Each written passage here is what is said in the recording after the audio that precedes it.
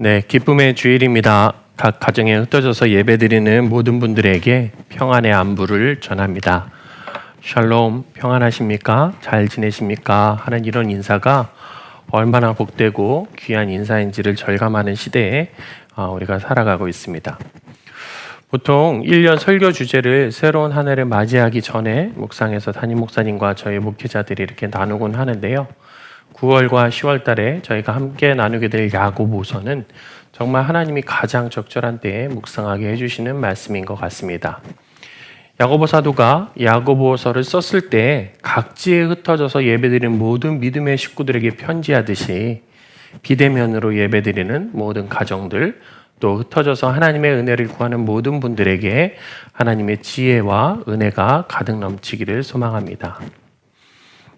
교회에 대한 다양한 정의가 있습니다. 특정한 건물을 의미하기도 하고요. 같은 믿음을 가지고 있는 자들이 모여서 함께 공동체를 이루는 것을 의미하기도 합니다. 이런 사전적 정의와 더불어서 한 가지 더 생각해 봐야 할 것이 있는데 그것은 바로 교회가 존재하는 터입니다. 이곳은 터가 좋다, 터가 나쁘다 그런 의미, 풍수지리와 같은 그런 터의 의미가 아니고요. 우리들이 이 땅을 딛고 살며 우리가 모여 사는 지역에 하나님 나라의 대사관과 같은 교회를 이루고 있는데 그 교회의 활동 근거, 대상이 바로 교회의 터가 되는 세상과 사회입니다. 바로 세상과 사회가 교회의 터가 되는 거죠. 요즘 교회 어떨까요? 세상 가운데, 사회 가운데 위로와 평강을 전하는 이 천국 대사관이기보다는 골칫거리, 문제투성이, 이기적인 집단처럼 보이는 것이 바로 오늘날 대한민국 교회의 현실입니다.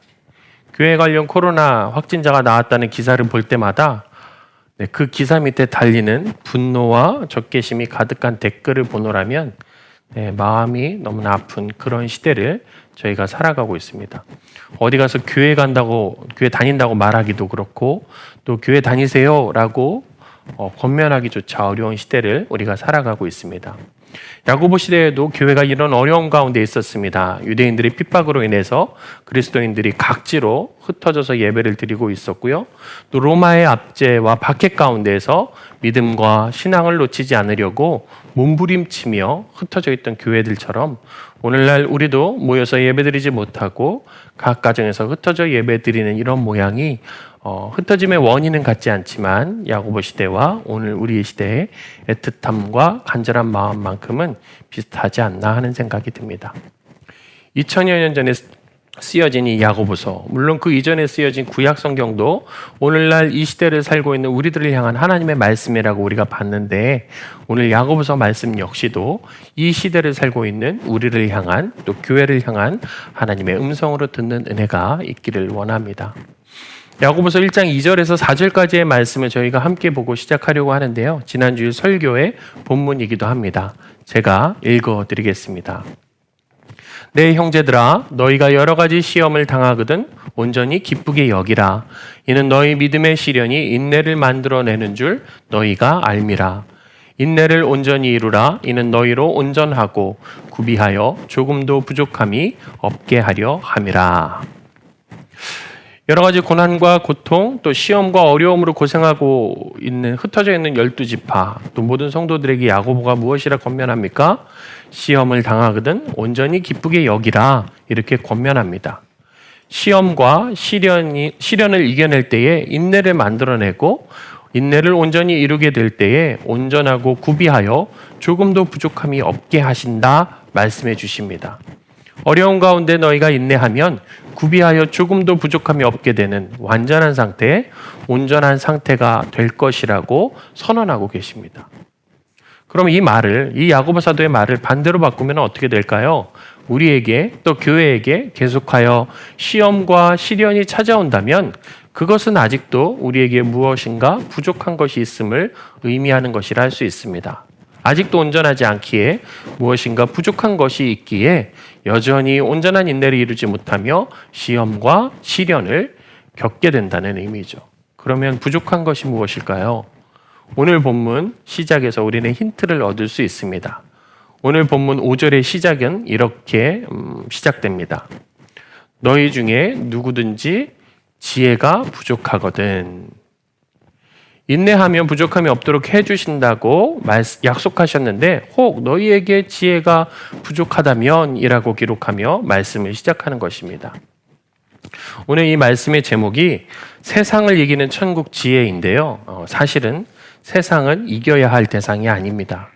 오히려 세상은 하나님의 지혜로 위로하고 새롭게 해야 할 대상이 되어야 하는 것이죠.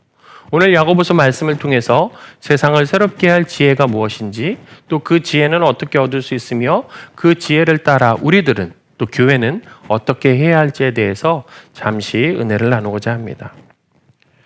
유진 피터슨이 쓴 더 메시지에는 각 성경마다 그 서문을 작성해 놓고 있거든요. 서문이 정말 기가 막히게 좋은 성경들이 있습니다. 야고보서 서문 역시도 제가 보기에는 너무나 훌륭합니다. 짧지만 거의 한 편의 설교와도 같은데요. 조금 길지만 제가 읽어드리려고 합니다. 그리스도인들이 교회에 모일 때 잘못될 가능성이 있는 부분들은 조만간에 어김없이 그렇게 된다. 교회 밖의 사람들은 이런 모습들을 보고 교회라는 종교 사업은 돈벌이, 그것도 부정직한 돈벌이에 지나지 않는다는 결론을 내린다. 그러나 교회 안에 있는 사람들의 생각은 다르다. 병원이 아픈 사람들을 한 지붕 아래 모아 환자라 부르듯 교회는 죄인들을 모은다.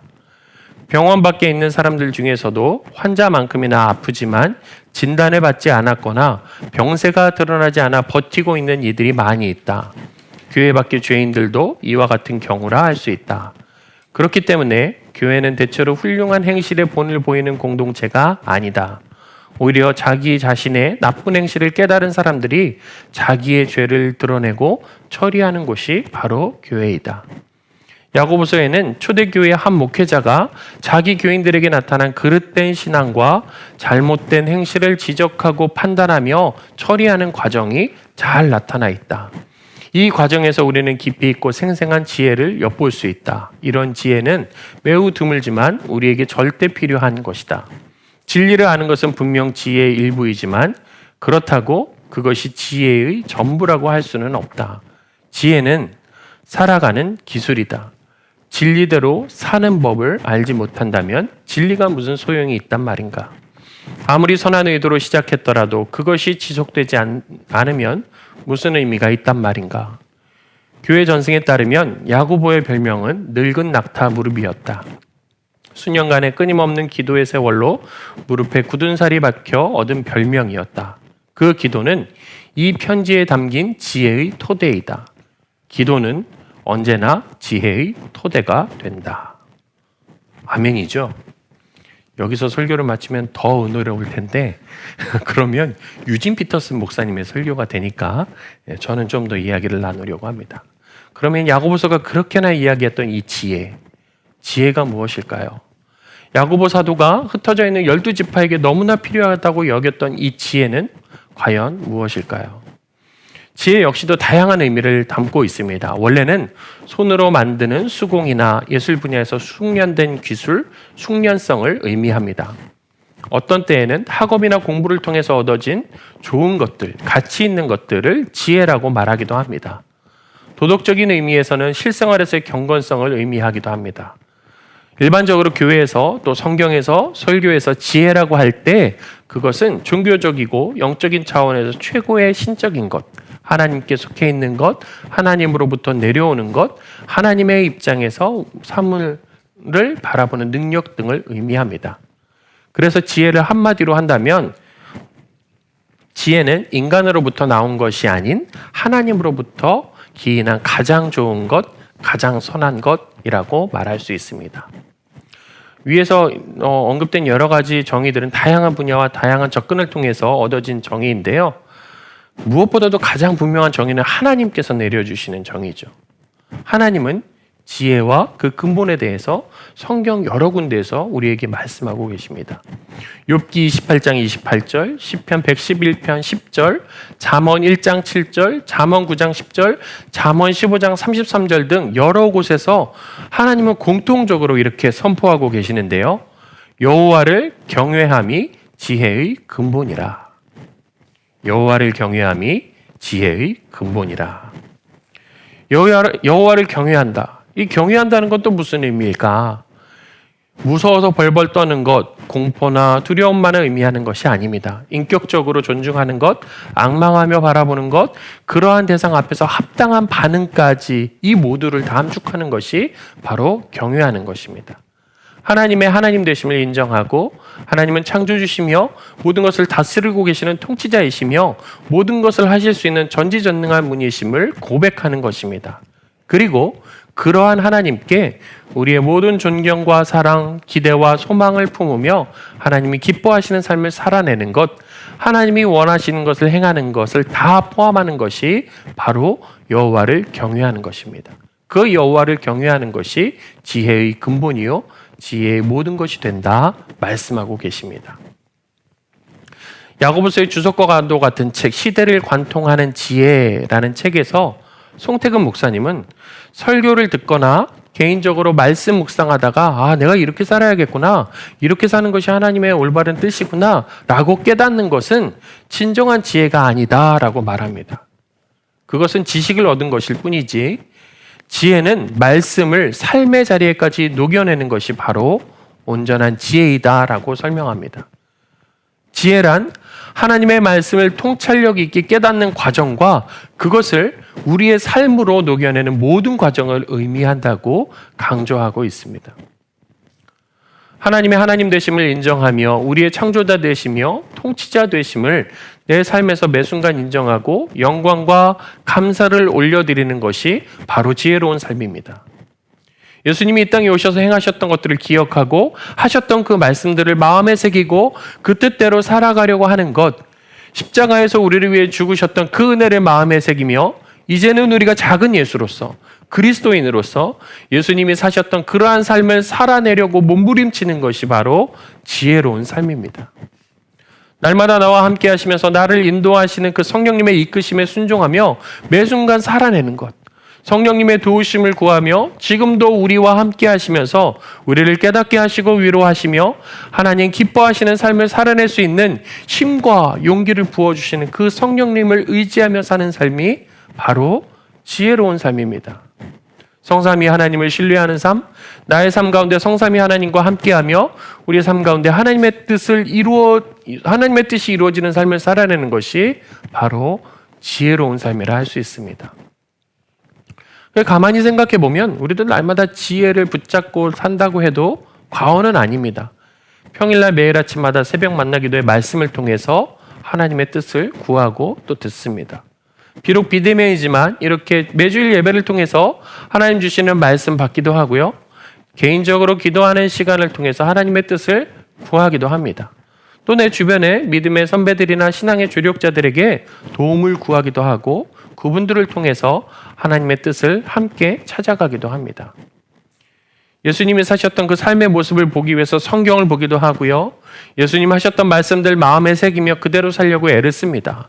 물론 잘 안 되는 것들도 너무나 많지만 그래도 예수님처럼 그리스도인으로서 살아가려고 발버둥 치기도 합니다. 날마다 성령님의 도우심을 구하며 우리의 삶을 인도하시기를 또 이끌어 주시기를 간절히 간구하죠. 그런 의미에서 우리 삶에는 하나님이 보여주시고 베풀어 주시는 하나님의 지혜로 가득 차 있다고 할 수 있습니다. 우리 삶에서 우리가 끊임없이 어려움을 경험하고 시험과 시련을 당하는 이유는 우리 삶에서 하나님의 지혜가 없어서가 아니라 하나님의 지혜는 늘 우리를 향해서 선포되고 계시하고 계시지만 우리가 그 지혜를 온전히 깨닫지 못하는 데 있습니다. 그렇기에 우리는 지혜를 어떻게 해야 얻을 수 있을지에 대해서 더 깊은 관심과 또 더 깊은 관심을 가져야 합니다. 오늘 보면 5절 말씀에서 보면 지혜를 어떻게 얻을 수 있는지에 대해서 분명히 말씀하고 계시는데요. 제가 읽어드리겠습니다. 너희 중에 누구든지 지혜가 부족하거든 모든 사람에게 후히 주시고 꾸짖지 아니하시는 하나님께 구하라. 그리하면 주시리라. 야고보는 세상 가운데 있는 믿음의 공동체들에게 지혜가 부족하거든 구하라 이렇게 권면하고 있습니다. 누구든지 지혜가 부족하다고 여긴다면 하나님께 구하라는 말씀입니다. 마태복음 7장 7절 이하의 말씀도 아시죠?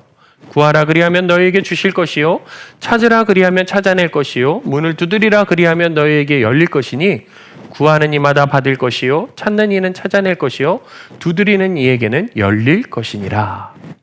예수님 뭐하라 말씀하십니까? 구하면 주신다고, 찾으면 찾는다고, 문을 두드리면 열릴 것이라 말씀합니다. 심지어 악한 부모라도 좋은 것으로 자녀들에게 주려고 하는데 하늘에 계신 하나님은 반드시 구하는 자, 찾는 자에게 좋은 것을 주신다고 약속하셨습니다. 오늘 본문 말씀에도 모든 사람에게 후히 주시고 꾸짖지 아니냐 하시는 하나님께 구하라 이렇게 권면하는 것은 같은 맥락의 말씀입니다. 그러면 후히 주시는 하나님, 후히 주신다. 이게 무슨 말일까요? 마트에 가서 물건 사실 때 이런 경험들 많이 해보셨을 텐데 내가 정말 필요한 건 한 개인데 그 옆에 보니까 1+1 상품이 있는 거예요. 왠지 나는 지금 2개까지 필요 없는데 그 옆에 그 상품이 있으면 뭘 사시죠? 네, 1+1 그 상품을 선택하시는 거죠. 네, 저는 대부분 그렇게 사고 있거든요. 또 밥을 먹으러 어떤 식당에 갔는데 그 집에 가보니까 공깃밥은 그냥 먹고 싶은 대로 먹으세요 이렇게 써 있어요. 그러면 그 집 보고서 우리는 이렇게 말하죠. 와, 이 집 정말 후한데? 네. 오늘 본문에서 후히 주신다 라고 하는 의미는 마트에서 파는 1+1 상품처럼 하나를 달라 하면 그 옆에 하나를 더 덧붙여주고 열을 달라 하면 더 차고 넘치게 해서 11, 12를 주는 그런 개념이 아닙니다. 물론 그런 의미가 담겨 있기도 하죠. 그러나 여기에서 후히 주신다라고 하는 의미의 온전한 뜻은 단순히, 오로지, 또 순 우리말로 하면 오롯이라고 하는 의미가 더 적합한 의미입니다. 하나님은 불순물이 1%도 담겨져 있지 않은 온전한 마음으로, 전심으로, 온 마음으로 우리에게 주기를 원하신다는 의미입니다. 내가 주기 싫은데 부모니까 줘야 되고, 좀 아까워서 남겨놨다 다른 것 주고, 내가 더 사랑하는 자녀를 주기 위해서 다른 것을 남겨놓고 주는 그런 의미가 아닙니다. 한 마음으로 전심으로 마음 먹고 주신다는 것을 의미합니다. 꾸짖지 않으시는 하나님, 인색하지 않으시는 하나님께 구하기만 하면 온전한 마음으로 우리에게 주시는 분이 누구시냐? 바로 우리 하나님이시다. 이렇게 말씀하고 있는 거죠. 성경은 우리에게 이렇게 말씀하시는데 우리 삶에는 가끔 이런 생각이 들기도 합니다. 그러면 하나님은 왜 나에게 이렇게 조금 은혜를 주실까? 왜 나에게 단번에 이 모든 어려움을 해결해 주시지 않고 조금만 해결해 주실까? 요즘 같은 경우에 이런 기도 많이 하시죠. 저도 많이 하는데 하나님, 코로나 한 번에 없애주실 수 있는데 왜 이렇게 시간을 질질 끄시나요? 이런 질문들이 우리 마음에 듭니다. 어려운 일을 만날 때마다 여전히 내 주변에 있는 시험과 시련을 볼 때마다 우리에게 불쑥불쑥 드는 이런 마음, 이 마음은 어디에서 기인한 걸까요? 물론 답답함과 아쉬움과 안타까움에 드는 생각이기에 이해는 되지만 오늘 말씀에 따르면 하나님은 결코 그런 분이 아니다. 우리에게 아낌없이 주시는 분이다. 분명히 선언하고 있다는 거죠. 완전한 응답과 지혜를 주기를 아까워하시는 분, 찔끔찔끔 은혜를 주시는 분이 아니다. 이렇게 선언하고 있습니다. 오히려 우리 마음에 찾아오는 이러한 생각들, 조금은 쪼잔하고 조금은 친절하지 않은 하나님, 뭔가 조건을 붙여서 응답해 주시는 하나님, 한 번에 시원하게 해결해 주시지 않는 하나님과 같은 생각들은 야고보가 오늘 본문 6절에서 두 마음이다. 이렇게 설명하고 있습니다. 조금 전까지 우리를 향한 하나님의 마음, 즉 후히 주시고 꾸짖지 않으시는 하나님, 그냥 온전한 마음으로 순전한 마음으로 오직 한 마음으로 우리가 구하기만 하면 언제든지 지혜를 주시겠다고 하시는 그 하나님을 살펴보았습니다.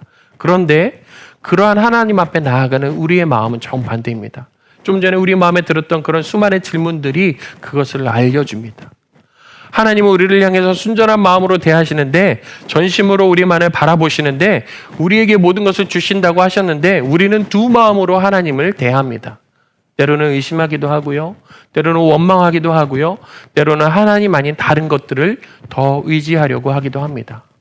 이렇게 두 마음을 가진 자들의 특징에 대해서 야고보 사도는 오늘 본문 6절에서 이렇게 말씀하고 있습니다. 오직 믿음으로 구하고 조금도 의심하지 말라.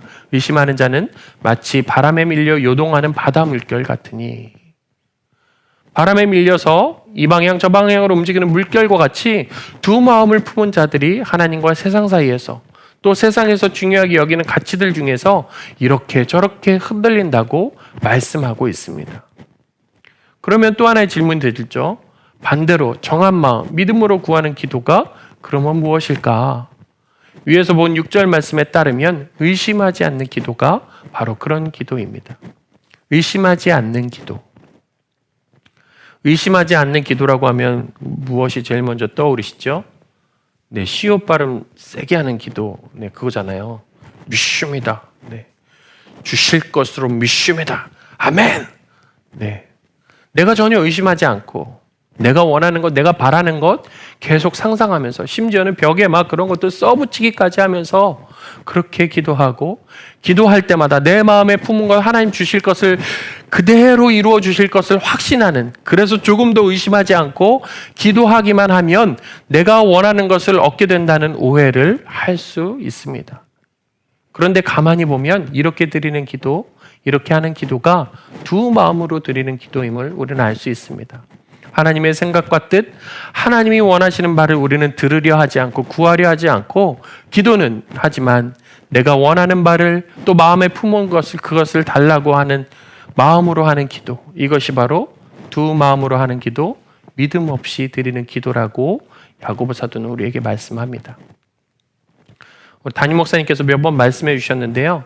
헨리 나우엔이 말한 이 움켜진 주먹으로 드리는 그 기도가 아니라 펼친 손으로 하나님께 드리는 기도가 바로 믿음으로 드리는 기도입니다.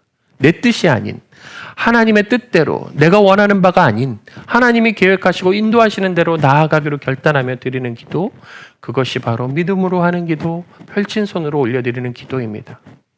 겟세마네 동산에서 십자가 길 눈앞에 두고 계셨지만 정말 피할 수 있다면 피하고 싶었지만 땀방울이 핏방울이 되도록 기도하시면서 결국에 나의 원대로 마시옵고 오직 아버지의 원대로 하옵소서라고 기도했던 우리 주 예수님의 기도가 바로 믿음의 기도, 온전한 한 마음으로 드리는 기도입니다. 이러한 믿음의 기도를 드리고 하나님께 지혜를 달라고 간구할 때 후히 주시는 하나님, 꾸짖지 않으시고 언제고 우리에게 가장 좋은 것으로 주기를 기다리고 계신 하나님은 우리에게 지혜를 허락해 주십니다. 세상을 이겨낼 힘과 소망을 허락해 주십니다. 정말 우리에게 필요한 것은 세상을 이기는 지혜, 세상을 변화시킬 지혜이고 이 지혜는 하나님께 믿음으로 온전한 마음으로 간구하기만 하면 꾸짖지 않으시고 후히 주신다고 하신 그 사실을 잘 알고 있지만 실제로 우리의 삶에서 온전한 마음으로 기도하는 것이 그렇게 쉽지는 않습니다. 쉽게 마음이 나뉘고 세상의 가치관, 그 유혹에 넘어가서 넘어지기도 합니다. 하나님 아닌 다른 것들을 선택하기도 하고요. 하나님 아닌 다른 것들을 더 신뢰하기도 합니다. 그렇다고 우리가 하나님을 버리는 건 아닙니다. 한쪽은 하나님께로 다른 한쪽은 세상을 향해 걸쳐놓고서 어떤 것이 더 이익이 되는지 살펴보고 나에게 이익이 되는 쪽을 선택하려고 합니다. 무엇입니까? 바로 두 마음으로 살아가는 것입니다. 야고보 사도를 통해서 하나님은 두 마음을 버리고 믿음으로 구하기만 하면 우리 삶을 온전하게 할 완전한 지혜를 주신다고 약속하셨습니다. 우리가 정말 구해야 할 것은 바로 지혜인데 우리는 너무도 쉽게 두 마음을 품는, 믿음으로 구하지 못하고 의심하기만 하는 그런 자가 될 수 있다는 것입니다. 우리가 삶에서 날마다 넘어지고 쓰러지며 시험과 시련을 당하는 이유가 바로 여기에 있습니다. 오늘 본문 14절 말씀인데요. 오직 각 사람이 시험을 받는 것은 자기 욕심에 끌려 미혹됨이니 욕심이 잉태한 즉 죄를 낳고 죄가 장성한 즉 사망을 낳느니라. 이 말씀이 꼭 아기가 생기고 자라는 모습 같죠? 잉태하고 낳고 장성하는 그 죄의 모습. 근데 우리의 모습이 이렇습니다. 외부적인 시험에 넘어지고 내 안에서 일어나는 욕심의 시선과 마음을 빼앗겨서 하나님을 온전히 붙들지 못합니다. 내 마음에 피어난 욕심에 끌려서 그것이 점점 자라나 잉태하고 죄를 낳고 그 죄가 또 장성하여 결국에는 죽음에 이를 수밖에 없는 것이 바로 죄로 인해 고통받는 우리네 삶의 모습입니다. 아마 하나님 앞에 서는 그날까지 우리는 이러한 일들을 반복하게 될 것입니다. 유혹에 넘어지고 절망하고 스스로 시험에 빠져서 허우적거리는 삶, 이러한 삶을 우리는 계속 살게 될 것입니다. 제가 만약 하나님이라고 한다면 이렇게까지 헤매는 삶 보면서 어느 정도는 참고 인내하지만 일정 시간 지나고 변화가 별로 없으면 야, 그러고도 무슨 그리스도인이냐 이런 생각이 들면서 가망 없다고 포기해 버렸을 것 같습니다. 그런데 우리 하나님은 무엇이라 말씀하십니까? 우리를 어떻게 대하십니까? 이렇게나 형편없는 우리들을 향해 하나님은 놀라운 것을 예비해 놓고 계십니다. 지치지 않고 포기하지 않고 언제라도 우리에게 한없이 베풀어 주실 그 지혜를 준비해 놓고 계십니다. 지혜가 우리에게서 나오는 것이 아니라 우리 스스로 만들어낼 수 있는 것이 아니라 오직 하나님께 간구해야만 얻어진다는 것은 우리에게 베풀어 주시는 하나님의 놀라운 은혜입니다. 날마다 유혹에 넘어져서 쓰러지고 다른 것을 바라보는 우리들, 하나님 아닌 다른 것들을 더 사랑하고 더 신뢰해서 하나님의 뜻이 아닌 우리의 뜻, 세상의 뜻대로 살아가는 우리들, 그러한 우리들을 하나님은 포기하지 않으시고 꾸짖지 않으시고 오래 참으시며 인내하시면서 그저 전심으로 구하기만 하면, 하나님께 전심으로 간구하기만 하면 우리에게 지혜를 부어주시겠다라고 하시는 것은 우리를 향한 하나님의 놀라운 은혜라고 밖에 설명할 수 없습니다. 우리는 그러한 은혜를 받은 자들이고 지금도 그러한 은혜 가운데 거하는 자들입니다. 말씀을 마치려고 합니다. 야고보서에서 야고보 사도가 시종일관 강조하는 것은 바로 온전함입니다. 아는 것과 행하여 그렇게 살아내는 것이 결코 다른 것이 아님을, 이것은 하나요 같은 것임을 강조합니다. 오직 믿음이면 된다, 그렇게 행하면 부차적인 것이다 라고 여기는 잘못된 믿음을 가지고 있는 자들을 향해서 야고보 사도는 도전합니다. 믿음으로만이 아닌 말씀으로 하나님의 완전한 지혜로 살아내라고 도전하고 있습니다. 온전한 신앙생활, 믿음은 깨달음에서 그치는 것이 아닙니다. 이 땅에서 하나님이 기뻐하시는 뜻을 따라 살아내는 것, 처절하게 삶 가운데 진리대로 삶을 살아내는 것입니다. 그렇게 살아낼 수 있는 힘의 원동력이 바로 지혜에서 오는 것입니다. 지혜는 하나님께로부터 우리에게 오는 은혜입니다. 믿음으로 온전한 마음으로 올려드리는 기도를 통해서 얻을 수 있는 것입니다. 지혜는 성삼위 하나님을 구하고 그 하나님과 함께하는 삶입니다. 말씀을 보고 듣는 중에, 기도하는 중에, 찬양하는 중에 우리 곁에 계시면서 우리에게 진리의 말씀을 들려주시는 하나님, 이 세상에서 가장 온전하고 완전하고 선하고 좋은 길이 무엇인지를 알게 하시는 그 하나님을 붙드는 것이 바로 지혜입니다. 이 땅에 나를 위해 인간의 몸을 입고 오신 예수님, 예수님이 이 땅에서 보여주셨던 삶을 이제는 내가 작은 예수가 되어 지금 이 땅에서 살아내는 것, 정말 말 그대로 그리스도인으로서의 삶을 살아내는 것이 지혜입니다. 성령님의 깨닫게 하심을 따라, 인도하심을 따라 때로는 책망하시며 때로는 위로하시는 그 성령님을 날마다 붙들고 사는 삶이 바로 지혜입니다. 마태복음 5장 14절 말씀에 너희는 세상의 빛이라 산 위에 있는 동네가 숨겨지지 못할 것이요 라고 예수님이 말씀하셨습니다. 오늘날 교회는 산 위에 있는 것처럼 너무나 잘 보이는 존재가 되었습니다. 구설수에 올라도 정말 제대로 올랐습니다. 모두가 교회를 바라보고 있고 교회를 걱정하다 못해 이제는 교회를 비난합니다. 코로나 시대에 교회가 제대로 주목을 받게 되었습니다. 예수님은 우리에게 또 교회 공동체를 향해 빛이 되라고 말씀하신 것이 아니라 너희는 세상의 빛이라고 선언해 주셨습니다. 우리가 세상을 향해 비추는 빛은 우리 안에서 나오는 빛이 아니라 우리가 하나님으로부터 은혜로 얻어진 지혜를 따라 살아갈 때에 우리의 삶을 통하여 반사되어 세상 가운데 비춰지는 빛입니다. 아는 것으로 그치는 것이 아니라 삶 가운데 하나님의 뜻대로 하나님이 원하시는 것을 분별하여 살려고 하는 것이 온전한 지혜이며 그러한 삶을 살아내라고 도전하고 계십니다. 그냥 산 위에 있어서 주목받는 존재로서의 교회가 아니라 빛으로서의 교회, 소금으로서의 교회의 사명을 감당하기를 원합니다. 우리 자신이 먼저 온전한 지혜를 구하여 성삼위 하나님과 함께함으로 우리 내면의 어두운 곳을 비추고 우리가 속한 가정을 비추고 교회를 비추어 새롭게 하며 온 열방을 비추어 세상 가운데 하나님의 빛을 비추는 하나님이 기뻐하시는 교회의 사명을 온전히 이루어드리는 저와 여러분, 우리 가정, 우리 교회, 한국교회가 되기를 우리 주님은 간절히 원하고 계십니다.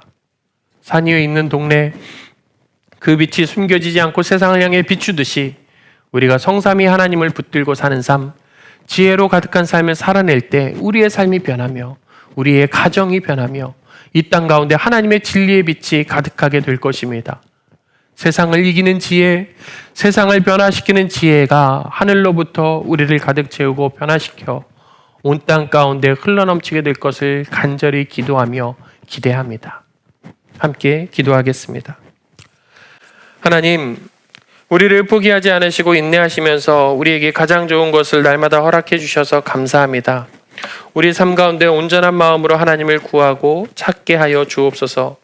진리의 말씀을 붙들고 예수님이 사셨던 삶을 우리도 걸어가며 날마다 함께 하시는 성령님을 붙들므로 인해 우리 삶이 하나님 베푸시는 지혜로 가득하게 하옵소서.